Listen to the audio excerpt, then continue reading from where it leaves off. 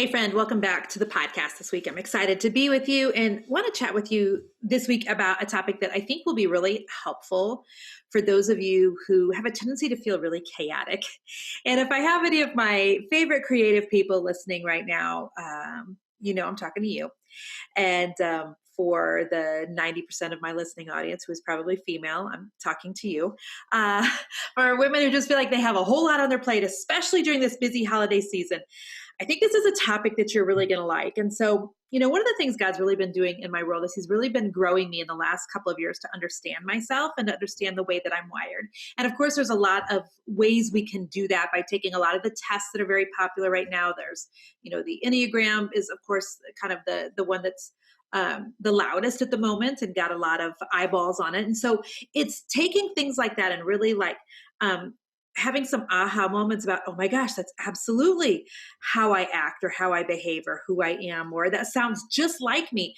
And what happens, I think, a lot of times is when we realize, okay, I'm not the only goofball out there who behaves in this way. Like for myself, for instance, I'm an Enneagram 3. And the first time I read the description of the Enneagram, I had a fit because I was like, oh my gosh, I don't want that to be who I am.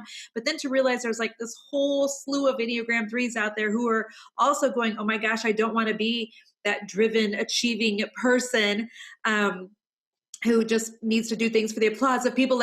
It's not just me. And there's something really comforting about it's not just me. It's not just me.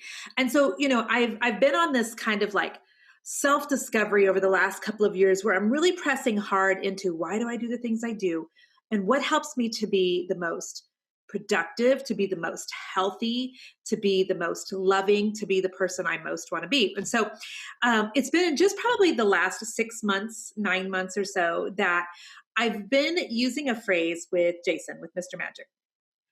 And so here's what will happen. I have a tendency, if I have too many unanswered questions in my brain, for that to feel very agitating to me. So him and I will perhaps have a discussion where I will say, hey, honey, I was thinking that we should maybe, take the kids to New York City next year on our family vacation. And so then, he'll say, oh, okay. And then, later I'll be like, hey, let's talk about that vacation again, because we didn't get anything decided. And what I have found about myself is that I really like decisions.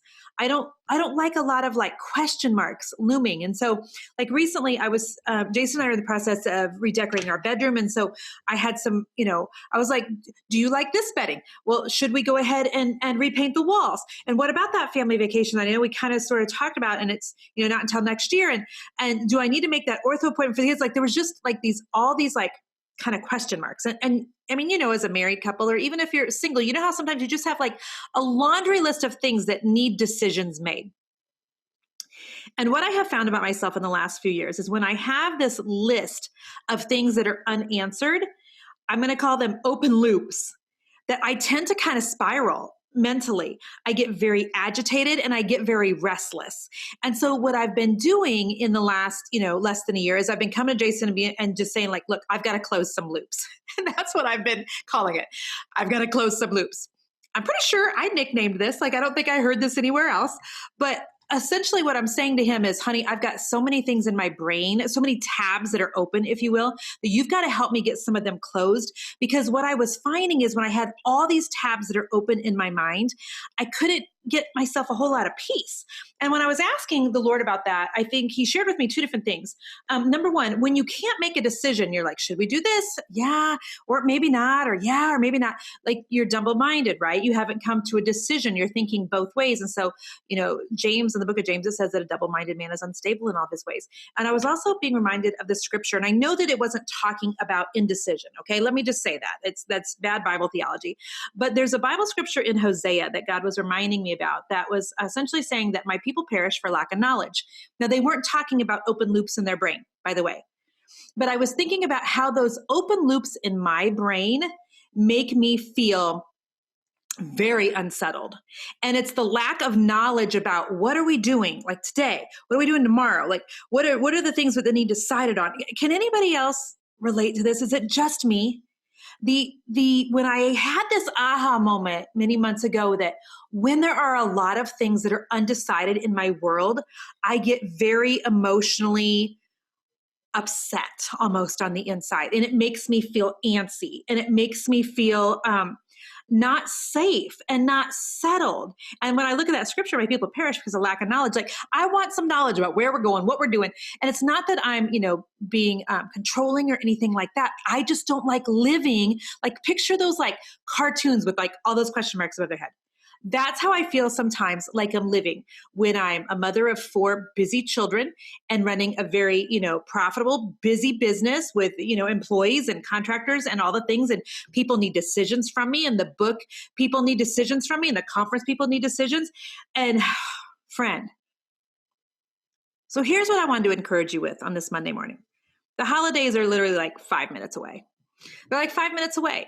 And I guarantee you, if you're making time in your busy week this week to listen to me right now, there is somebody listening who is also feeling just so unsettled on the inside. You're feeling so chaotic. And you almost lose your peace during this season because there's so many things that need to be addressed and so many things that you need to take care of and so many decisions that need to be made. And if you're like me, having all of those question marks, those open loops are making you feel super unsettled. So I want to just give you a suggestion. If that's you today, I encourage you to kind of list out the things that you need some decisions made on ASAP.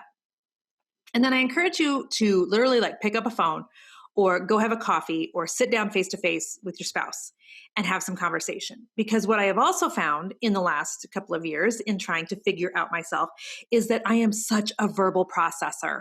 Are any of you the same way? Like, I figure things out as I talk things out.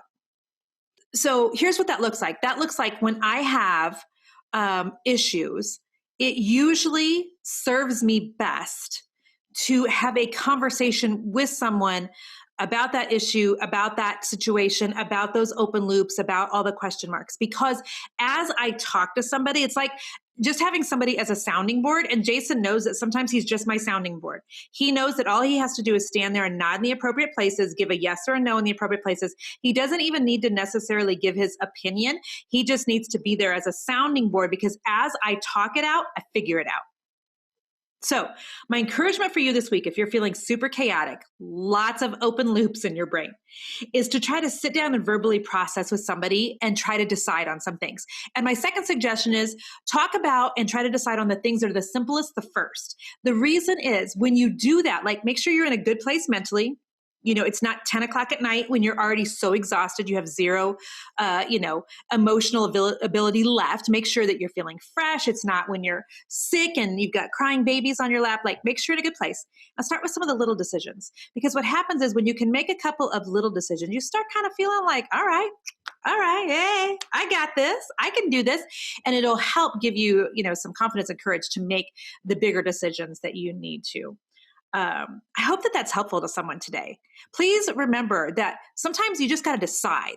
And there's very few things on this side of heaven that are permanent. A lot of, deciding on where to go on vacation, what bedding to buy, whose house you're going to for Christmas, what you're going to do about the kids' ortho appointments, like those things can be backed up from. Those decisions are not permanent. Does that make sense? But with decisions, with decision making, with things like deciding on which direction you're going, getting out of that double-minded middle and just deciding, go one way or the other, I promise you that with that comes an incredible amount of peace. So I wanted to encourage someone with that today, because I know it can't just be me that has that crazy mind that needs to close the loops. And so I hope that this is helpful for you. And if it has been, would you do me a favor? And would you put this on Instagram, screenshot this right now, tag me on your Instagram stories, letting me know that you really enjoyed this episode. And if so, if managing your mind is something you really want me to talk more about on some of these Monday, fire episodes, let me know on Instagram. I would love to do it and give you some of the things that I know have helped me over the years. So, all right, guys, until next week, be blessed. Bye-bye.